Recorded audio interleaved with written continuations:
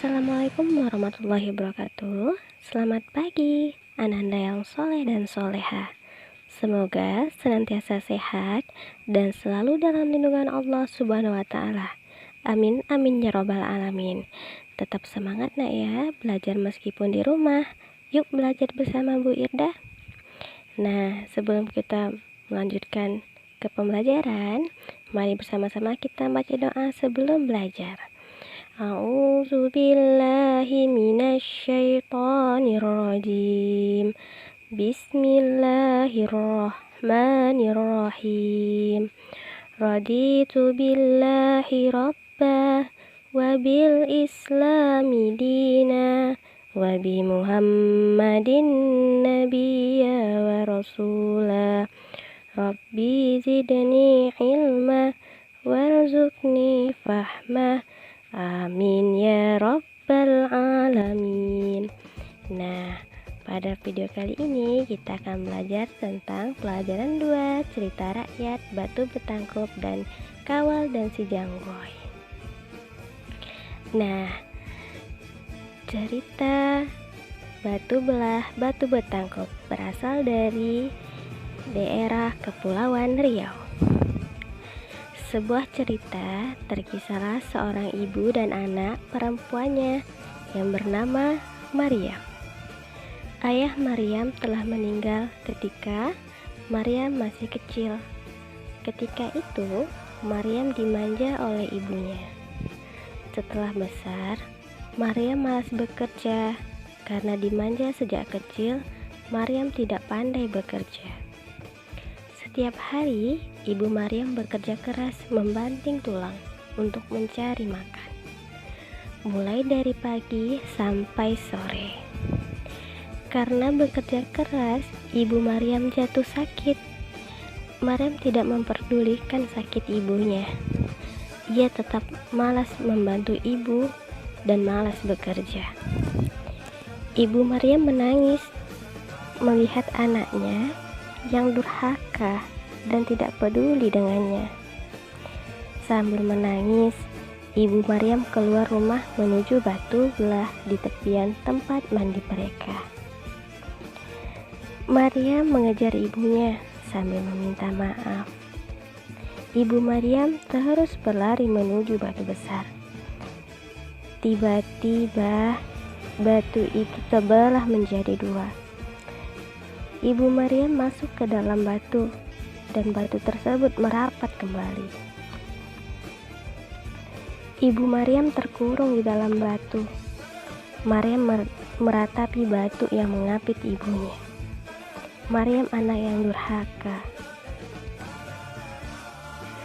Nah, buat ananda yang soleh dan soleha, jangan mengikuti ya perilaku dari si Maryam, karena perilaku Maryam tidak baik untuk dicontoh.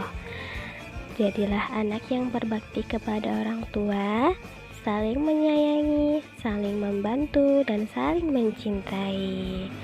Nah, selanjutnya mari sama-sama kita simak kembali cerita tentang asal mula Pulau Sijanggoy. Asal mula Pulau Sijanggoy, atau yang lebih dikenal Pulau Paku. Pulau Sijanggoy berada di lautan Pulau Bintan. Pada zaman dahulu, negeri Riau sangat makmur dengan bandar-bandar yang ramai dikunjungi pedagang dari berbagai negeri. Negeri itu mempunyai hulu balang yang berani dan gagah perkasa. Selain itu, juga memiliki panglima yang sangat sakti. Panglima Kawal namanya. Kemakmuran dan kesejahteraan negeri Riau sangat terkenal. Banyak sudah lanun yang berusaha untuk menguasai negeri itu. Namun, berkat ketangkasan Panglima Kawal dan pala hulu balang, negeri Riau selalu dapat diselamatkan. Pada suatu hari, Pelabuhan Riau begitu ramai dengan pedagang yang baru tiba dari negeri-negeri jauh. Para kuli sibuk mengangkat barang dagangan yang diturunkan dari kapal. Di antara kesibukan tersebut, tiba-tiba terdengar letusan meriam. Biar beberapa kali sebagai tanda datangnya satu kelompok kapal asing. Mendengar bunyi meriam tersebut, beberapa hulu balang segera merapatkan perahu mereka ke kapal-kapal pendatang tersebut. Selamat datang di negeri kami. Jika boleh kami tahu, dari mana dan apa maksud kedatangan tuan-tuan? Tanya ketua hulu balang. Hei, saya adalah Jangoy, pemimpin perampok yang ditakuti di Kamboja, Sarawak, Brunei, dan Sumatera. Jawab pemimpin rombongan itu dengan sombong. Jika rakyat negeri ini ingin selamat, tunduklah padaku. Lanjutnya, ketua hulu balang geram melihat kesombongan dan tingkah laku Jangoy dan anak buahnya yang kurang sopan. Tetapi dia masih mempunyai rasa santun. Tunggulah di sini. Saya akan melaporkan kedatangan kalian kepada panglima kami. Ketua hulu balang segera memerintahkan anak buahnya untuk mengawasi orang-orang itu agar tidak membuat kekacauan. Sementara dia menghadap panglima kawal. Mendengar laporan dari ketua hulu balang, panglima kawal segera memerintahkan beberapa hulu balang untuk mempersiapkan pertahanan negeri. Siapkan perahu, aku ingin mengadakan perundingan dengan orang asing itu. Perintah panglima kawal. Setelah pertahanan negeri siap, panglima kawal adalah seorang panglima yang cinta damai. Dia memilih jalan perundingan sebelum terjadi perperangan. Dia tidak ingin rakyat sengsara akibat perang. Dengan diiringi beberapa hulu balang, panglima kawal menemui Jangoy di atas perahunya. Walaupun sombong saat bertemu dengan panglima kawal, si Jangoy bertingkah laku sopan. Dia segera menghidangkan sirih lengkap dengan kapur dan pinangnya. Silahkan tuan, kata Jangoy, menawarkan sirih. Panglima kawal tahu bahwa daun sirih yang dihidangkan adalah daun jelatang, maka dia menolaknya.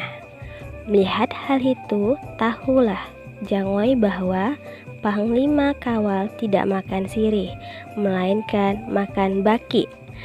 Maka dikeluarkannya tepak sirih yang berisi beberapa batang baki.